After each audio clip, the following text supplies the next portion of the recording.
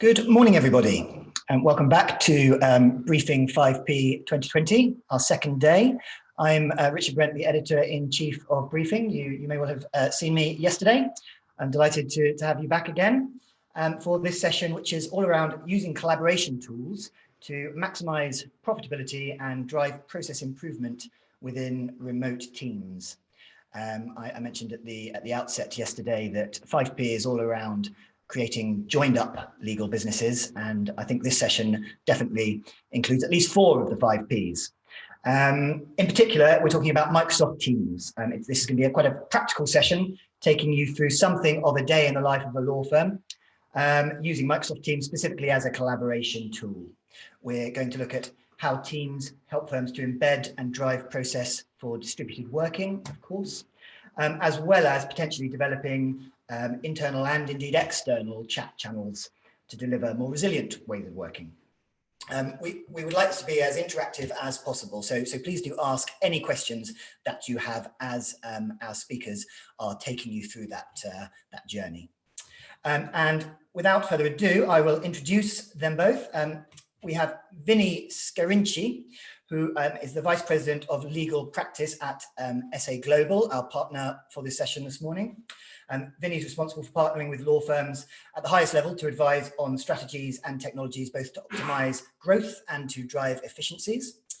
He's been in the legal industry for over 15 years, including spells at Thomson Reuters and indeed Microsoft. And Vinnie is joined by Lucy Nigrelli, who is a solution consultant with sa.global. She's a very experienced solutions architect, responsible primarily for development and support of ERP and practice management systems throughout her career. She's been in the legal industry for over 30 years, she says, and including during that time worked at LexisNexis and back in the day, Axia Systems. So thank you very much to Lucy and to Vinnie for being with us. And I'm going to, first off, hand over to Vinnie. Hey, thanks so much, Richard. Appreciate the introduction. So give me 1 second here and I will start to share my slide. Just while you're doing that, Vinnie, I'll just mention to people watching to ask their questions in the chat, of course, at the bottom of the screen.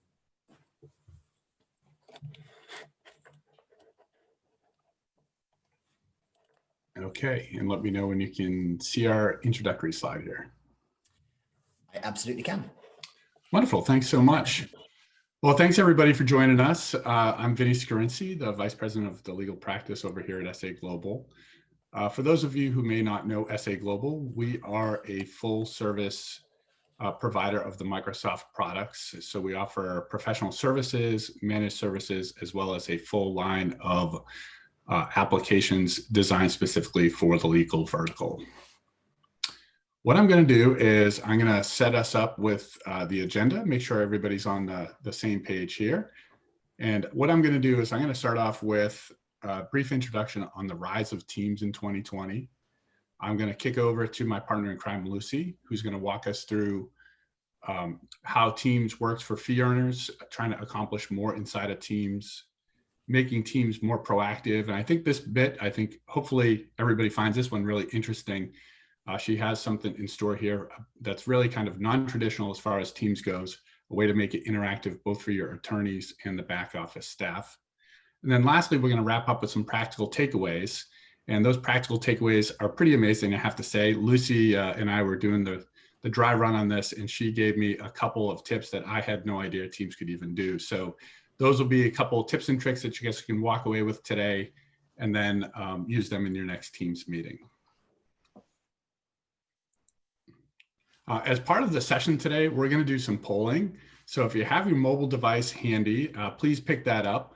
We're going to do, you can do polling 2 different ways. One is by text, and you can see the number there, the 074 number. If you want to go ahead and text Vinnie S781, it will actually join the session right now. And then when I open up the polling questions, you just have to type in your answer, a simple letter or word when I put them up on the screen, and we'll see real-time results from everybody in the session here today. Likewise, if you want to toggle over to a web browser, you can see the pollev.com/Vinnie781, and you can join it. And when I'm on each of the slides, what you'll see is that little gray box at the bottom. So it's a friendly little reminder on how to join. Real easy. I've done this plenty of times live. I will admit it's my first time doing it over a web conference. So we'll go ahead and give that a try right now. So let's fire up the polling. And you can see what technology is your firm using for collaboration. So you can see as people are putting in their answers, we're seeing a lot of Teams users. Not surprised one bit when you're doing a session on Microsoft Teams, ironically in a Zoom meeting of all places. But you can see that we do have a large number of our audience being Microsoft Teams folks. So not surprising. So fantastic. I appreciate the interaction, and we'll have one more of these a little bit later in the presentation. So let me do a little background on Teams. So Microsoft Teams was introduced in November of 2016. And you can see, as this graph indicates, it's really taken off. Of course, back in 2019, 13 million users, that not too shabby. Microsoft was pretty excited about that performance as far as Teams goes in the marketplace. But today we just recently hit 115 million users. So when you look at that, that's actually the equivalent of everybody in the UK and everybody in Italy joining a Microsoft Teams meeting, right? Just tremendous amount of users that they have on that platform.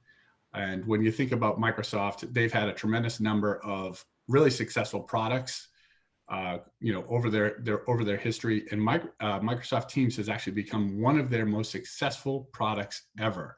So it's from adoption and sales, and it's really just taken off as far as adoption. Of course, unfortunately, the pandemic has helped its growth quite a bit, but I think this type of technology was ready to kind of break out anyway. So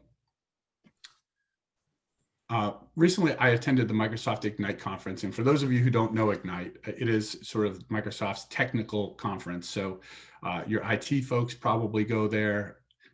Your more technical power users tend to go there. And I came across this stat, which I thought was fantastic. I think this really embraces kind of the way the lawyers spend their day.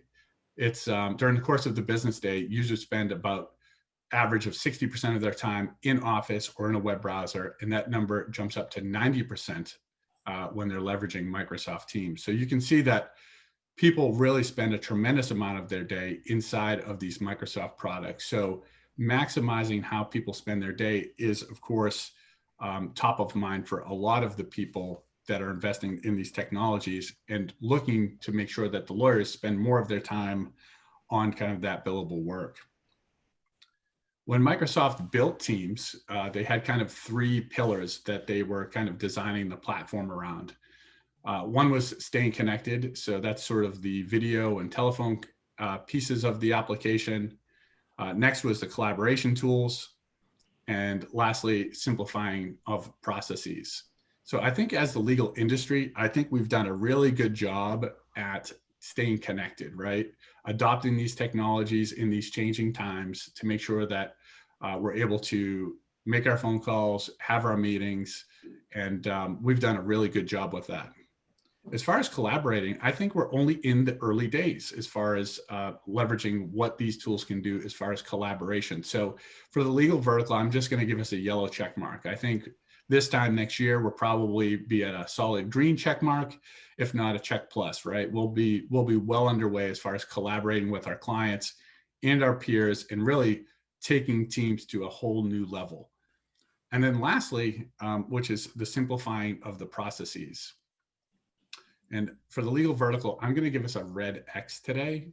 And I just feel like we really haven't done a great job at really kind of connecting Microsoft Teams into our day-by-day process. And that's going to be sort of the focus point around what Lucy's going to talk about today. So this is another great quote from Satya Nadella, the CEO of Microsoft. And he said, meetings are important, but they're very transactional, right? There's a lot of stuff that happens before the meeting. There's a lot that happens after the meeting. And it's kind of the way we stitch that information together is where Microsoft 365 and the Teams platform really stand out. And to me, this kind of really embodies a lot of the things that we're doing over here at SA Global and a lot of the things that Lucy is going to showcase as we kind of go through our section on Teams here today. So what I'm going to do is I got a couple screen grabs of Microsoft Teams, and I'm going to start off by showing us really what happened behind the curtain before Lucy even shows it. So hopefully this looks familiar. You'll see that we have kind of the connecting tools up here. We have the chat, we have the calendar, we have the ability to make the calls. We're not going to spend our time here today. We think that everybody has some of the basics of that piece down. What we're going to focus in on is really the collaboration components, and then of course the simplifying of processes. So if you're looking at this menu bar in Microsoft Teams and you say to yourself, hey, that looks a little bit different than what mine looks like. There's obviously a lot more icons there. There's a lot more than the way I leverage Teams. Let me kind of pull back the curtain on how I got those applications in there. So you see those three little dots down there. If you click on that, it will open up the menu bar. And there is a whole ecosystem of Microsoft Teams applications available. And by clicking on that button, you'll be able to start to see some of those. Or if you click on the application button down at the very bottom, you can actually see the full library of what is available. I will say that, a little caveat to this is that it is all security based. So if your IT team has shut this off, you may see less, you may see more, kind of depending on what they've decided to show to you guys as far as an end user. But Microsoft has three types of applications that are available inside of Teams like this. So they have applications for Microsoft themselves.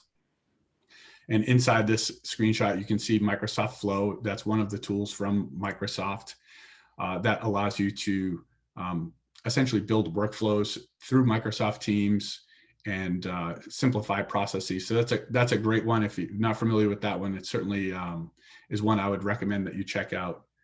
The second type of application are third-party applications. So you can see a lot of different vendors have applications here. These are a little bit more on, I'll say the personal side, but as you go through the library, you'll see a lot of names and companies that you probably recognize. I know a lot of the legal vendors are spending their time and energy building applications to embed in Teams.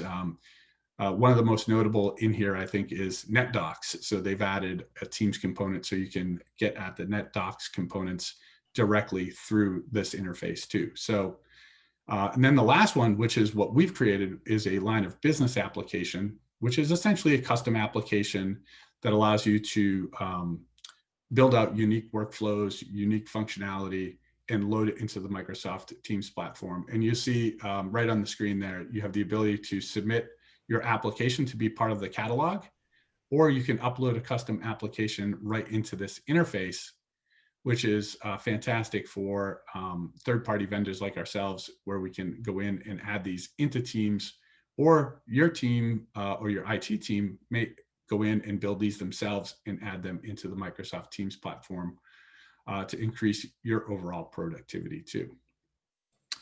So with that said, I got one more polling question for you, and then we will start our transition over to Lucy.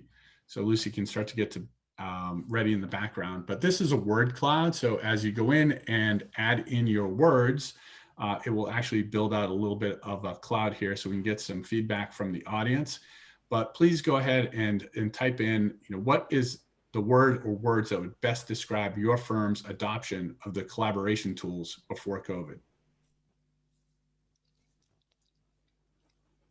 So great, we got poor, we got average, manual. I really appreciate the feedback. This is fantastic.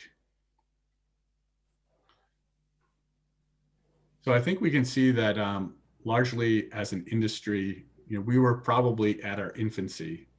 And I think, everybody's grown very quickly as far as these types of technologies. And as an industry, I think it's only going to get better. So with that said, I appreciate the feedback, and I'm going to hand things over to Lucy as we start to go through the heart of the presentation. Lucy, over to you. Thank you, Vinnie.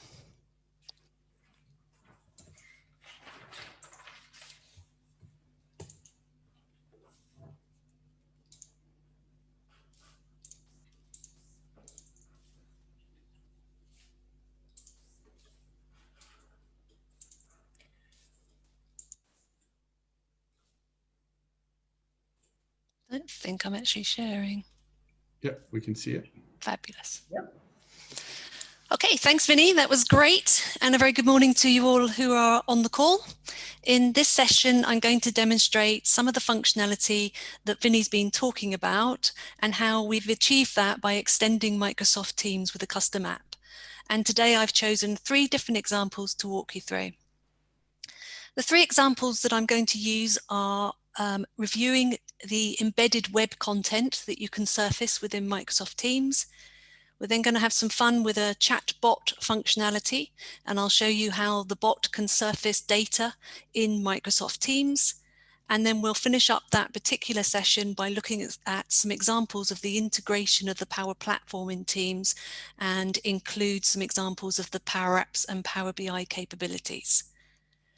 So let's start with the embedded web content within Teams.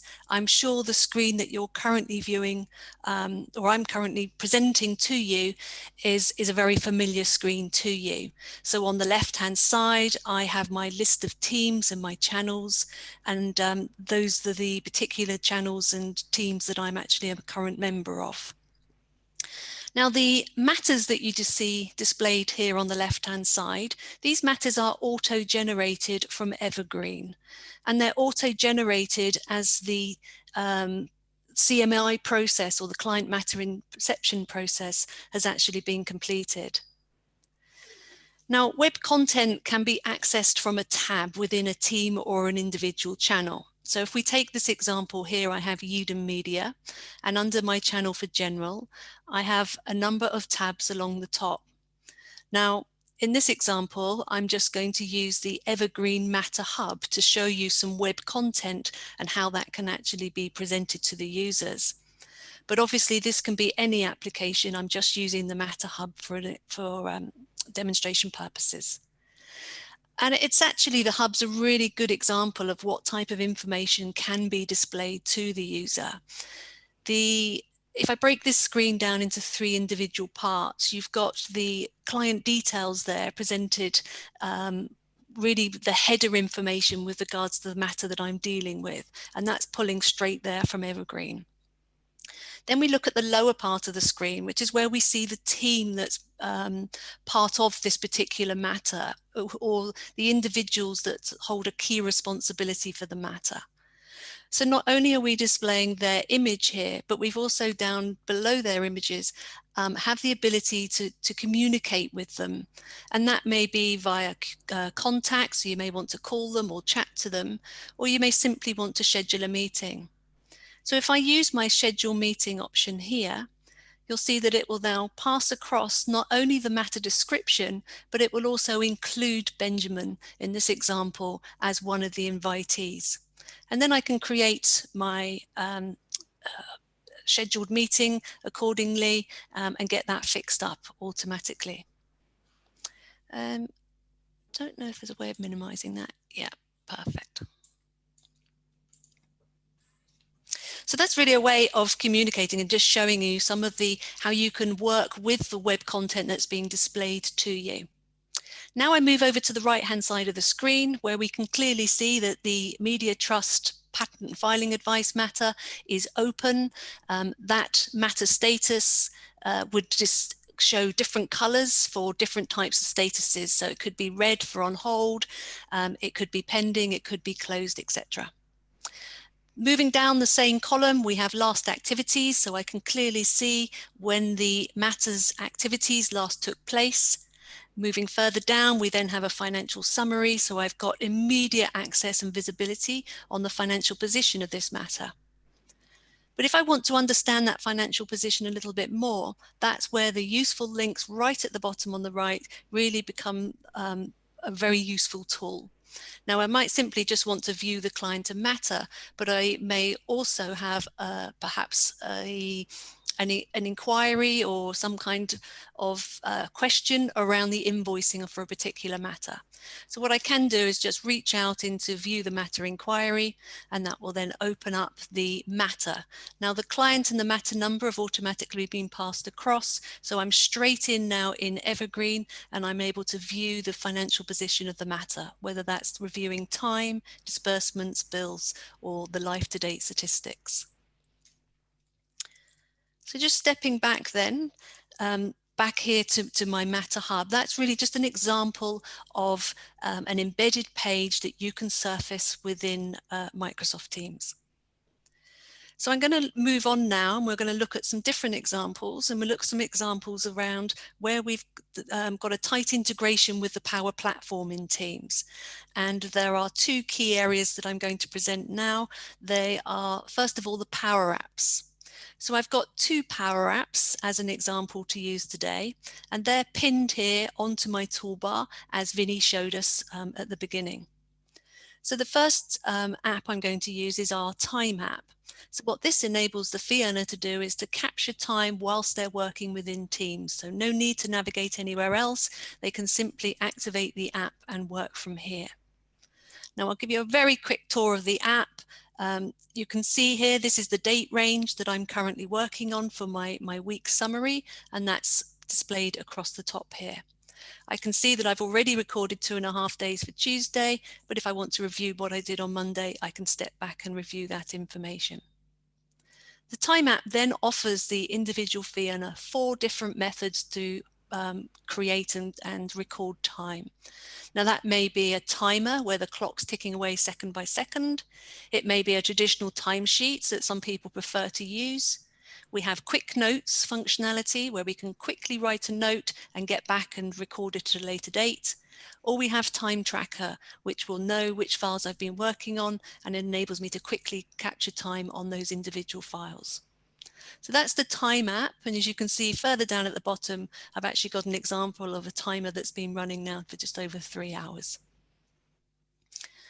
Moving on to my next app as an example is the WorkSafe app. Now the WorkSafe app enables me to book a meeting seat or a seat within the office, and I can also see who's in the office today. So over to the right, I can see we've got both Chris and James with us today, and there are 2 available seats left to book. So if I go into my new booking, I can simply choose the date that I want to actually record the booking for. So it'll be for today. I can pick up my seat number, choose my book seat, pop in a reason. So it could be a client meeting today. Just type that in, and then we'll simply confirm that. So I've booked my seat, and as soon as I've actually booked my seat, it will then pass across an email to me to confirm that booking accordingly. I've got my emails open at the top here. I think it's this one. No, okay. So yeah, as I say, it will just automatically pass across my meeting, and I'll get confirmation via an email. Okay, so let's move on then to another part of the Power Platform and some of the capabilities. And if we just go back into Teams here, you'll notice that in amongst my individual matters, I've also got some teams here around performance. Now, as a fee earner with a wider responsibility, I've got a number of people that are within my team. So I want to probably reach out and understand their performance as well as my own. So I'm going to start just briefly then with my own performance. So just access again the Power BI tab within my team channel. And here I can instantly see my KPIs. Let's just start by expanding that to full size so that we can see the information a little bit clearer. Now, this is a standard set of KPIs that are delivered, and here I can easily see how I'm tracking against my metrics and targets that I've been allocated to. If I just take an example on a particular graphic or target, I can expand out a little bit further and understand the information. So fees billed, I've now got all the information that I actually need. Just stepping back to the main graphic, I can also interact with the graphs by simply doing a right click, drill through, and I can drill through to the underlying data as required. Stepping back to my main page, at the moment I'm looking at my performance where I'm an individual fee earner, but I might want to see the metrics where I'm actually hold a responsibility of a matter fee earner for a particular files. So again, using the tabs at the bottom allows me to look at and review the data from different aspects. And then finally, as I move across, we have metric definitions. So again, just to save me hassling the finance team to get an understanding of how they're defining a target, then I've got all the details at my fingertips. So really easy to understand my own individual performance. So if I want to see now the performance of an individual, you'll notice that I've got a number of different tabs for these individuals. And that's because we've got the security attached to the team. So when I'm looking at Amber's performance, it is only Amber and myself that are actually able to see the detail. So if we just step across to Amber's performance, the screen is identical to mine, but obviously the figures are slightly different. And I can now see how Amber is actually tracking against her KPIs. And I can see from a Teams aspect how we're doing. Now again, if we just utilize these buttons over here on Teams, we can make it full size, but probably for Amber, I might want to start a conversation to start discussing her performance with her. So I can simply, using my Teams, start the conversation and have that conversation with her. Okay, I'll just close out the chat, move back to Teams, and we'll just move on to the next part of the screen. So the next part really is around the bot functionality. So what we've created is what we call the Evergreen Assistant. And the assistant uses bot functionality to surface data and content within Teams for me. So let's take a look and we can have a little bit of fun with our chat bot here. So I have here in chat Evergreen Assistant, and in the details here, I can start entering simple commands for my assistant, and that assistant then will reach out and respond with various information and forms based on the commands that I'm actually typing in. So let's give it a go and start typing some details and invoke our assistant. So a simple hi or hello will actually invoke the Evergreen Assistant. I can then, I get an instant response back from the assistant. How can I help you? So I'm going to type in here, I want to create time. But you could equally type in there, I want to record time. So she's recognized that we want to record time, and it's now asking me which matter I want to record time on. So I'm going to type in advice, which is the description of my Yadam matter, and ask the system to search for that. So instantly I've got my results back. I select my matter. The Evergreen Assistant is now bringing back the time entry card for me to complete, where I can then type in the hours that I've recorded. I can choose my category, and then I can choose my line property. It's going to be billable in this example, and I will submit that through.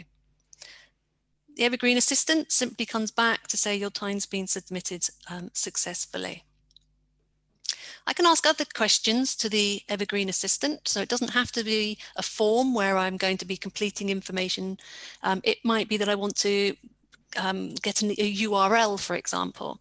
So this time I'm going to ask the assistant for the Evergreen URL. And again, straight back with a prompt to with a link to access the browser instance Evergreen. So click onto that, again, takes me there, and it will open up Evergreen for me to my main dashboard. Okay, so a little bit there around the Evergreen Assistant. We can also feed back to the assistant because the bot learns and it gets smarter with the more interaction that you can actually have with it.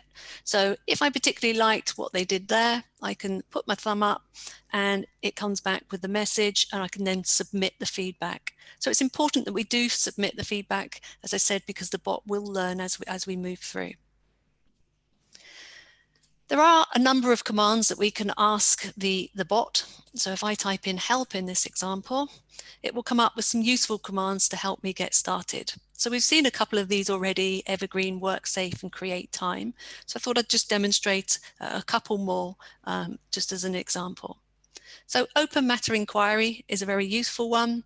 Again, similar to how the URL worked with the evergreen, it takes me to the main page where I can open up the matter inquiry.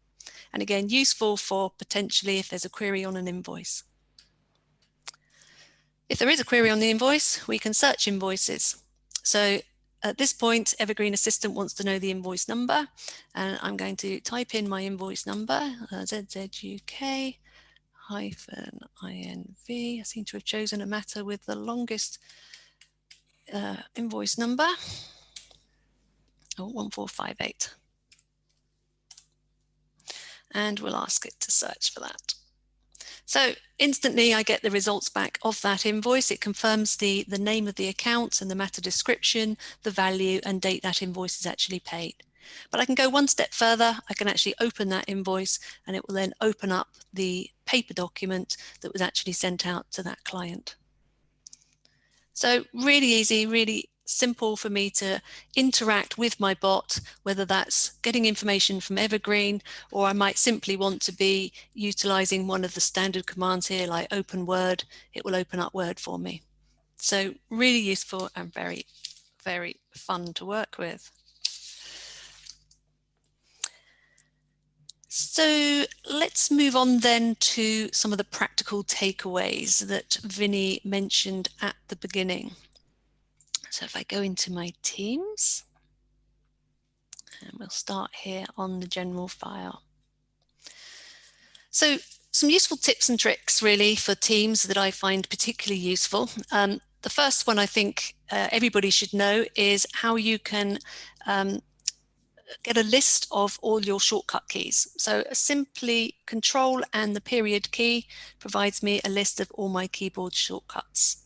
There's quite a few on here. The one I use most of all is my toggle mute, which is Control-Shift-M. So that's put me on mute, and then it will release me off mute as well. So those are particularly useful and I use often.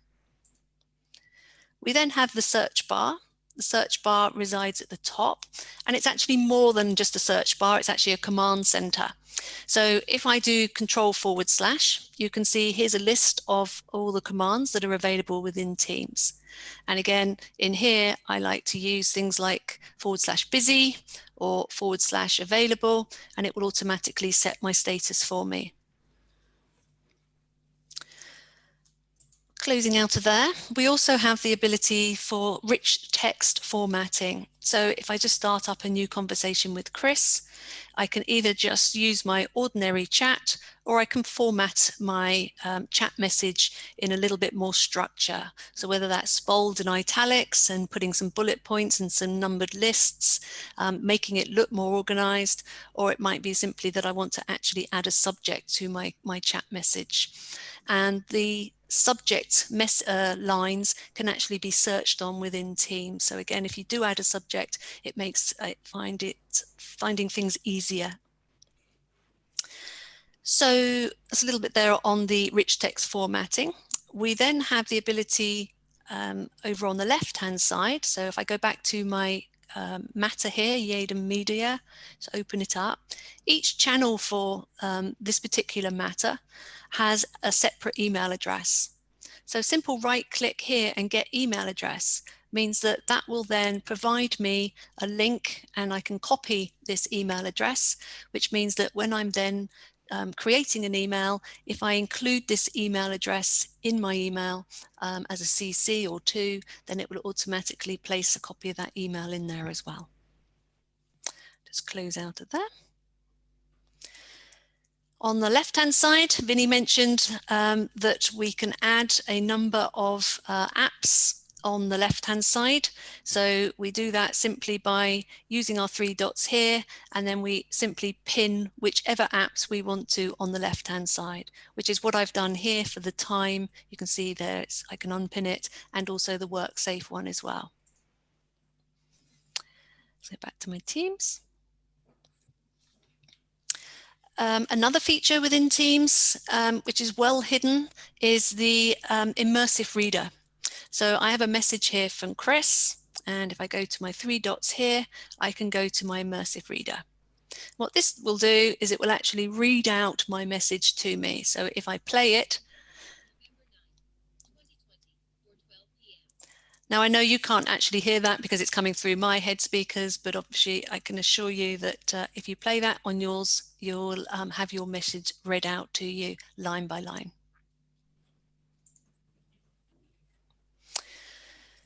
Another feature within Teams is the translate option. Now you may have noticed on my Teams listed on the left-hand side that I have a matter here that I'm working on, and this matter is being dealt with by the team in France. So most of the communication is going to be in French. So if I just expand there, I can see that I've got a chat message here from Chris, but as I don't speak French, I want to translate that. So again, just going over to my 3 dots here, this enables me to use the translate option, and very quickly now I can see what Chris is asking me for. I can then do a new conversation, reply back to Chris in my own language, and when Chris receives it, he can translate it back into French. Now, the final tip and trick that I have for today is the urgent marker. So if I'm in a chat message and I want to make this an important or something that's urgent, then I have the ability at the bottom here to make the particular chat message stand out. So by default, it always defaults here to standard. So it just sends the message and displays it as potentially as a pop-up. But you can see here, you can make an exclamation mark to make it more important, or you can have some fun here if you want to. You can set it as urgent, which means our recipient's going to get notified every 2 minutes for the next 20 minutes. So again, it's hidden in the background, but quite a useful tool if you wanted to mark a particular chat message as urgent.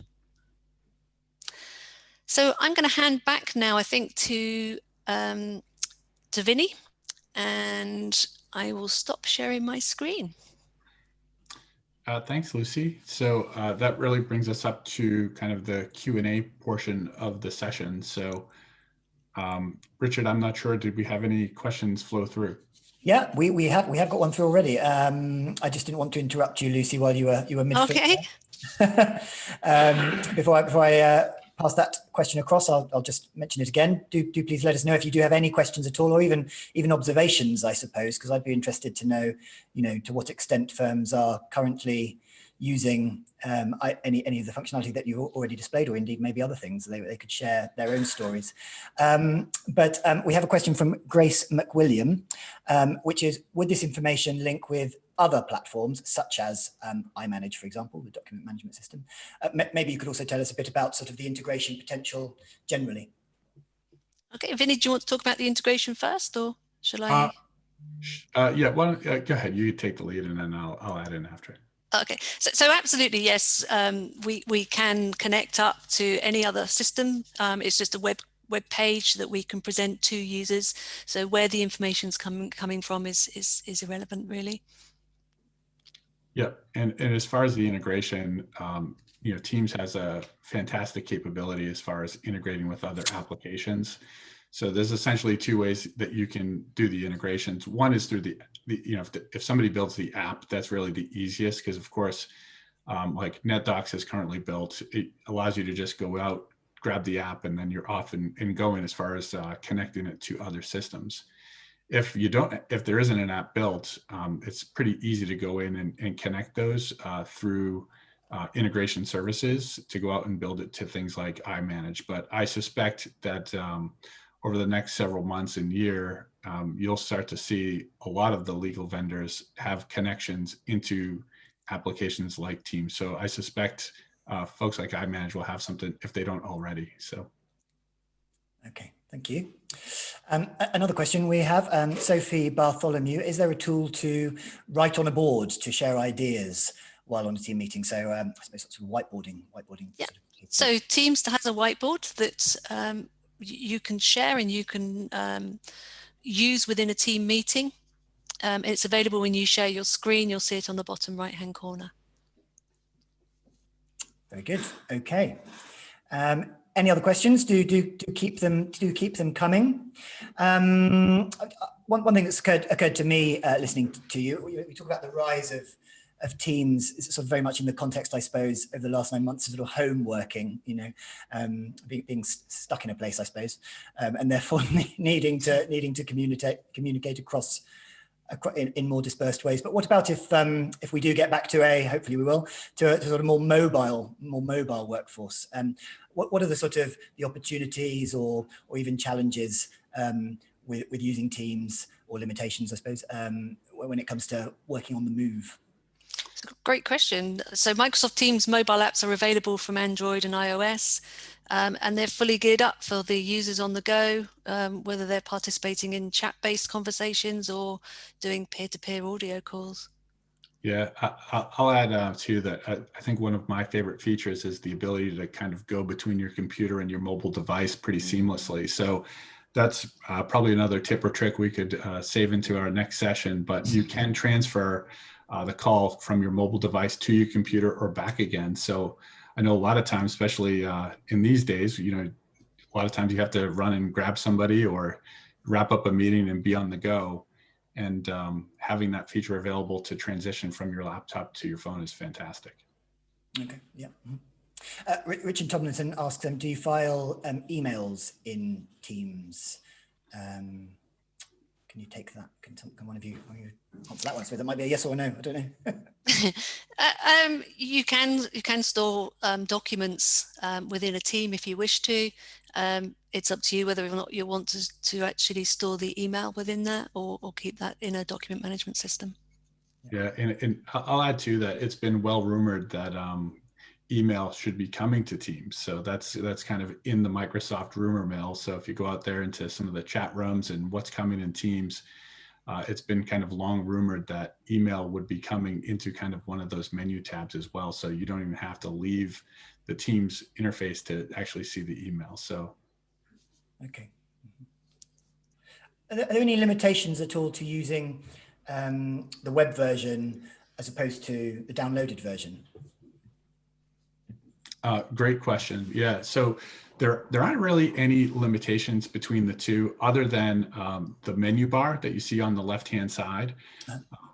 In the web version, you can't have as many of the apps on the left-hand menu. So you can have a lot more inside of the desktop app versus the web version. So that's really kind of the one big limitation. If you do have multiple apps in the web interface, you have to kind of hit that little bump out that I showed at the start of this session. So extra kind of click in there, but largely the exact same functionality. Mm-hmm. Okay. As I mentioned, I'd be fascinated to know